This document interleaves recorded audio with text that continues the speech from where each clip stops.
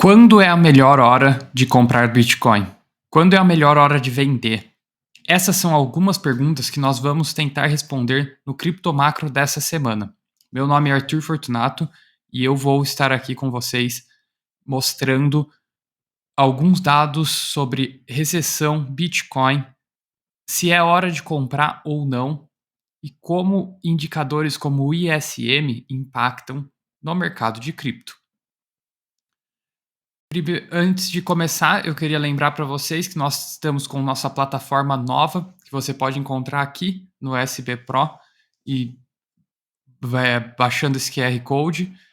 Lá você vai encontrar as melhores notícias do mundo de cripto e muito mais, como análises, insights, relatórios, gráficos para você analisar e tudo que você precisa para sua jornada completa de cripto. Agora, começando. Hoje nós vamos estar olhando para alguns indicadores, primeiro, de recessão, se a gente está mesmo em recessão ou ainda não, se ela já chegou ou está vindo. Para isso, a gente vai olhar para ISM. ISM é um índice de produção industrial americano e ele nos mostra, aqui a gente tem uma comparação da ISM com o SP500, numa base de ano sobre ano.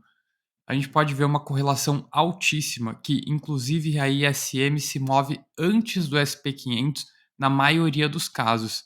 Então a gente olhando aqui, esse ainda é um gráfico passado, que não vai até 2023, mas é só para nós identificarmos essa correlação altíssima, que inclusive o ISM se move antes do SP500. Então aqui a gente vê esse período de baixa de 99 para 2002, ele já veio caindo antes do SP500, depois ele sobe antes do SP500 de novo, dá uma queda aqui em conjunto e depois sobe de novo. E todos os movimentos, se a gente for olhando um por um aqui, 2008 é mais ou menos a mesma coisa. Essa foi uma crise um pouco diferente, porque foi uma crise financeira, mas então ela acontece mais ou menos junta, né, e não o ISM se movendo em antecedência, mas a retomada sim, o ISM se move antes do SP500 mais uma vez. Depois a gente pode continuar aqui e o movimento é sempre mais ou menos o mesmo. E outra coisa que é importante ressaltar aqui é que o número base do ISM seria 50. Então, enquanto ele está acima de uma linha imaginária aqui no meio, quer dizer que muito provavelmente a economia está aquecida, está em crescimento ou no mínimo estável. Quando ele cai abaixo de 50, que foram apenas alguns períodos nesse gráfico, aí quer dizer que nós estamos muito provavelmente indo para uma recessão. Então, o ISM abaixo de 50 indica uma alta probabilidade de recessão. Quanto mais baixo ele cai, maior a chance de recessão. Foram apenas uma ou duas ocasiões na história, desde a década de 50, que o ISM caiu abaixo de 45 e não houve uma recessão. Então, se a gente traçar essa linha aqui, a gente vê que foi em 2001, nesse gráfico, né, as duas ocasiões, 2000 e 2001, onde sim houve uma recessão, aqui em 2008, onde sim houve uma recessão. Nos outros casos, ele se manteve perto de 50 e daí não é certeza se haverá uma recessão ou não. Então o ISM é um ótimo indicador, é um dos melhores indicadores para prever recessões, porque ele olha exatamente para a produção industrial, para os ciclos de negócios, os business cycles. E nós sabemos que existe uma altíssima correlação entre a venda de produtos e o as bolsas, principalmente porque são essas próprias empresas que vendem produtos que estão listados nas bolsas. Então esse indicador, ele tem uma altíssima capacidade explicativa. E de novo, como ele considera muito a compra de insumos industriais, ele antecede o movimento da própria bolsa. Então, quando a gente ainda está em dúvida se vai haver uma recessão ou não, a gente olha para esse índice, a gente vê o que as grandes empresas estão fazendo, se elas estão comprando inventário, se elas não estão, se elas estão estocando, se elas estão comprando materiais básicos, e isso basicamente é o que vai desencadear nos próximos períodos se a economia vai andar para frente, se as bolsas vão ir bem ou não. Mesmo que houve uma queda gigantesca entre as consequências da, da variação do PI, né, das empresas, dos lucros da empresa e as bolsas. Houve sim uma dissociação disso nos últimos anos, mas ainda assim, a economia real é o que acaba ditando o ritmo da das bolsas a médio e longo prazo, mesmo que haja uma dissociação por alguns períodos. Então, chega de olhar para o passado. Hoje, o que nós temos aqui, estamos olhando de novo para o SP500 com o ISM. O SP500 em rosa, roxo, e em laranja, o ISM. Nós vemos que ele vem em uma queda. Ele chegou aqui foi na época de pandemia, onde, mais uma vez, ele abaixou de 45 e houve sim uma recessão, por mais breve que ela tenha sido, houve uma recessão aqui em todos os indicadores. Daí, depois disso, houve uma retomada acentuada, com ele batendo quase a 64, e de novo, nós vemos aqui o SP500 atrasado com relação ao ISM. Então, o o ISM já tinha batido seu topo só quase um ano depois que o SP500 veio a bater seu topo. Esse prazo não é sempre o mesmo, como nós vimos historicamente, existem ocasiões onde até o SP500 se move antes da ISM, mas em média eles se movem juntos. Em média, o ISM se move antes do SP500, a não ser que seja algo muito distinto, como aconteceu aqui na pandemia. Na pandemia, a gente vê que o SP500 caiu antes do ISM porque foi um choque muito drástico, bruto e para o qual ninguém estava preparado. Mas depois disso, a gente pode ir olhando. Então, a gente tem essa diferença aqui. O ISM já tinha atingido o seu pico, enquanto o SP500 só foi atingir quase um ano depois, uns 8 meses mais ou menos. Depois disso, o ISM veio caindo, já veio retomando um patamar mais baixo, mais próximo de 50, mas enquanto ele estava acima de 50, não é um perigo iminente de recessão. Então, é normal que o SP500 se sustente nessa margem. Mas a partir de outubro de 2022, a gente vê que ele cruza a linha dos 50. E aqui é onde a coisa começa a ficar mais séria, começa a aumentar o risco de recessão muito.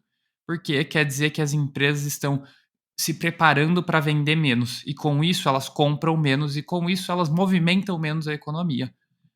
Assim, a gente tem que muito provavelmente nos próximos períodos haverá uma desaceleração econômica, o que já basicamente é previsto, e com essa desaceleração econômica existe uma chance do SP500 e das bolsas, Bitcoin, cripto, que caiam mais uma vez. Aqui eu só quero mostrar que nós estamos entrando num território onde o ISM está em 47. Como eu disse, ele batendo em 45, historicamente a chance de haver uma recessão é 100%. Em 47 é cerca de 80%. Então 80% das vezes que o ISM bateu abaixo de 47, nós tivemos uma recessão, e 100% das vezes que ele caiu abaixo de 45, nós tivemos uma recessão.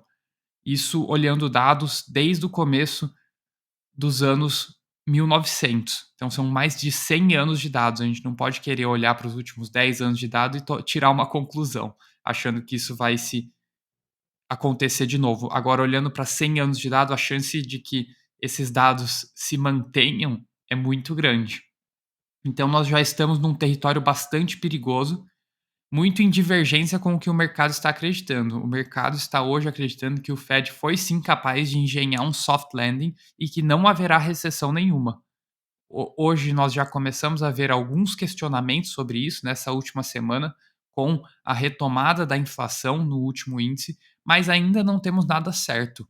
Ainda são apenas probabilidades. E esse é um indicador muito importante para nós ficarmos de olho, porque existe sim uma tendência muito forte da história se repetir e o ISM caindo abaixo de 47, 80% das vezes houve uma recessão.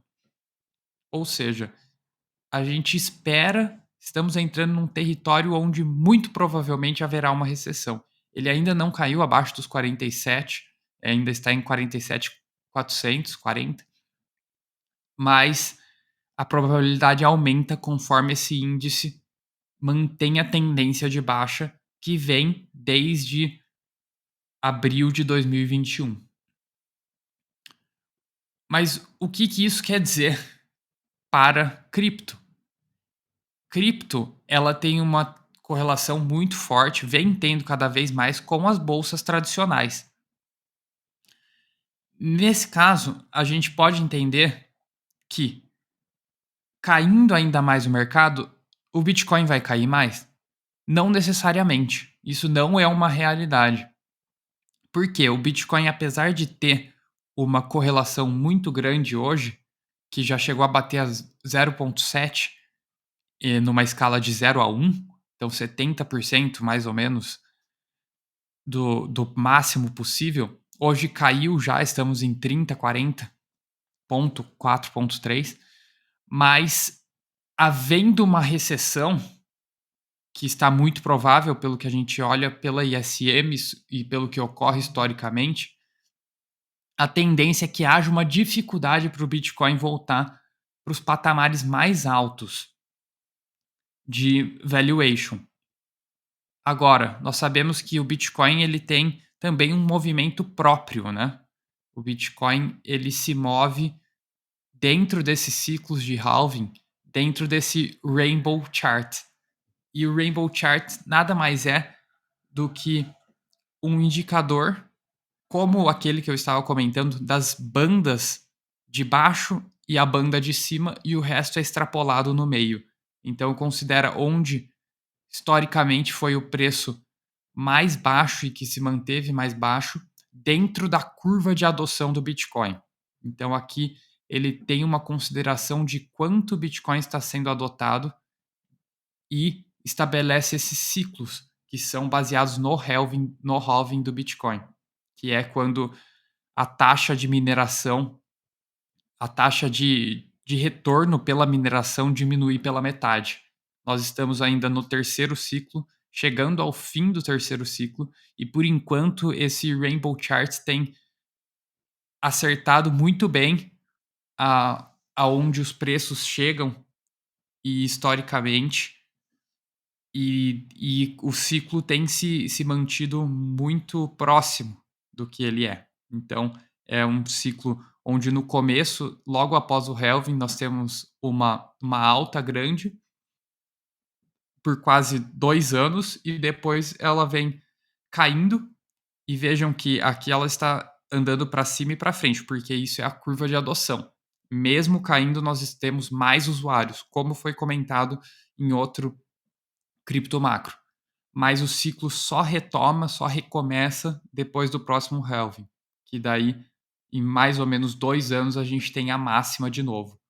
Isso já aconteceu nesse ciclo, nós tivemos a máxima em 2022, 21 na verdade, acho que foi, mas ficou nesse patamar muito próximo pelos 2 anos, como nos ciclos anteriores. Agora estamos num patamar bastante deprimido e sustentando. Tentando responder um pouco a pergunta inicial agora, quando é hora de comprar, quando é hora de vender? E esse é um momento, agora é o momento que nós temos que estabelecer exatamente isso. Aonde que eu quero comprar e aonde que eu quero vender. Senão é muito difícil você vender quando você faz 5, 10x às vezes em um ativo. Mesmo o Bitcoin. Se você compra ele em 20 mil, ele chegando em 60 mil, você já quer vender? Será que você vai querer vender? Será que você vai ter coragem de vender? Ou será que você vai esperar ele chegar em 100 mil, 200 mil, 300 mil? E qual o patamar que você tem que esperar de valor desse ativo para você vender? Agora que você está sem emoção, sem a emoção do momento de ver a sua carteira super inflacionada, é quando você tem que pensar nesses patamares e estabelecer onde que você vai vender e quanto. E olhando para esse Rainbow Chart, a gente consegue ter uma ótima noção de quais poderiam ser uns bons números de compra e venda. Aqui, para esse ano, nós já estamos num patamar bastante deprimido. Não estamos mais no fire sale, né, que seria uma promoção relâmpago. Já estamos só no buy aqui, que seria a segunda ondinha, mas ainda é um patamar bastante deprimido. Aqui é um bom local para estar fazendo preço médio. Não quer dizer que a gente não possa até romper com essa linha. Pode ser que nós voltamos a testar os 10, 12 mil pontos, dólares do Bitcoin. Mas, de qualquer forma, é um bom preço para estar fazendo preço médio. E aonde mirar, aonde vender, aonde realizar o seu lucro. O ideal é que você tenha diversos patamares, onde você quer ir lentamente realizando seu lucro. Então, você compra agora em 20 mil, vamos supor, e daí estabelece que em 50 mil você vai sair de uma parte, que já são quase 2x, mais de 2x, né? Quase 2x. É 1,5. Então você compra em 20, sai em 50, de uma parte, de 20%. Depois, em 80, você sai de mais 10%. Em 100, você sai de mais 10%. E assim por diante. Essa é uma estratégia que você pode adotar. Isso você tem que estabelecer e identificar qual que é a melhor estratégia para você. Mas isso é bastante interessante, porque você saindo de 20% em 1,5x, você vai tirar 20% de 50 mil, são 10 mil dólares. Você já tira 50% do seu investimento inicial. Se você sair de mais 10% em 80 mil dólares, você já tem 18 mil dólares líquido, fora a sua posição ativa em Bitcoin. Então, praticamente, mesmo que o Bitcoin volte aos 20 mil dólares, você vai dobrar a sua posição, porque daí você vai ter caixa para comprar o dobro de Bitcoin nos 20 mil dólares. Porque você vai ter os 20 mil dólares que você vai ter em USDT, USDC ou qualquer stablecoin, mais o, o próprio Bitcoin que você não vendeu. Então, isso é uma estratégia bem legal. Agora, outro indicador interessante para a gente saber se é hora de comprar ou vender é o Bitcoin ou Altcoin Season. Então, estamos numa temporada de Bitcoin ou temporada de Altcoin. E esse indicador, ele vem mudando bastante. Antigamente, os ciclos eram muito mais claros. Agora, eles estão correndo muito mais rápido. Parece que as pessoas estão tentando antecipar o altcoin season muito antes. Então, qualquer alta do Bitcoin, já estamos tendo também uma alta um pouco mais forte de altcoin, não deixando com que esse índice chegue a patamares muito altos. Então, vejo aqui que ele só passou Bitcoin Season um pouquinho, 2 vezes, e teve um altcoin season muito mais forte. Por mais que foi de baixa até esse altcoin season, mas ele se segurou aqui em setembro e os altcoins deram um rally um pouco maior do que o Bitcoin. O Bitcoin caiu muito, né? Que foi com o fenômeno da FTX. Agora, mas de qualquer forma, ele ainda é um indicador importante para a gente ficar de olho. E ele está tendendo mais para o Bitcoin. A gente poderia até deslocar isso um pouco para cima. Então, 35 talvez ainda seja muito mais Bitcoin Season do que parece pelo gráfico, por conta dessas mudanças que a gente vem tendo. Dentro de tudo isso, a gente tem que ficar muito esperto com os fenômenos macro. Inclusive, comecei esse essa essa apresentação do cripto macro com um slide mais macro que era da ISM. Porque o ISM, que é o contexto onde todos esses ativos digitais estão sendo negociados, que é o nosso mundo real. Ele é dado pela macroeconomia, pela liquidez global. E nós cada vez mais estamos olhando para um território onde a recessão é muito provável. Apesar dos mercados ainda não estarem precificando isso, ainda estarem bastante otimistas, ao meu ver, a recessão é cada dia mais provável.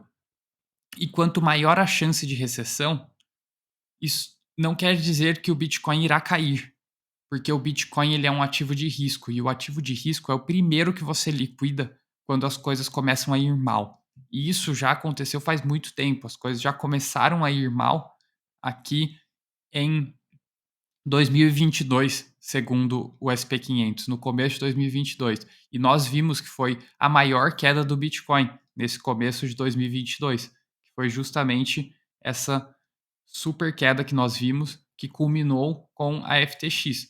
E o SP500 não seguiu essa trajetória tão bem.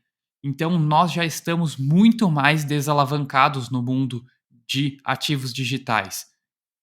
E como nós estamos muito mais desalavancados, dificilmente nós teremos uma baixa muito grande, mesmo que o SP500 renove as suas mínimas. Ou seja, nós estamos em um ponto bastante saudável da nossa trajetória do Bitcoin, inclusive considerando as próprias curvas do Rainbow Chart. A gente tem aqui que nós estamos um pouco acima, não estamos mais no basically a fire sale, mas a gente pode ver que foram poucas as ocasiões onde a gente ficou nesse patamar. Aqui nós tivemos um período mais longo nesse patamar, mas fora isso, normalmente a linha tende só a dar uma encostada rápida, passar pouco tempo no fire sale, por isso que é uma promoção relâmpago, e já retoma para cima. Aqui que foi um período um pouco mais estendido, que foi o grande bear market de cripto, que já houve banimento da China, houve diversas coisas que aconteceram aí, que podem acontecer hoje de uma maneira diferente. A gente vê inclusive os Estados Unidos indo muito forte contra cripto, contra staking, contra diversas coisas de ativos digitais, que pode ser bastante preocupante, que pode sim empurrar e manter o preço deprimido por mais tempo, mas no geral nós já estamos bastante desalavancados. Quem está aqui hoje ainda acredita muito nos ativos digitais, ainda acredita muito no Bitcoin, ainda acredita na narrativa de que blockchain é o futuro.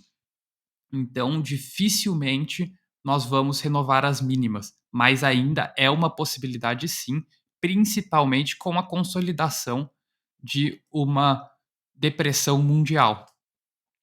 Isso nós ainda não temos certeza, mas temos fortes indicações de que ela virá e virá mais forte do que o mercado está precificando. Ela será um pouco mais acentuada do que a maioria dos mercados acreditam.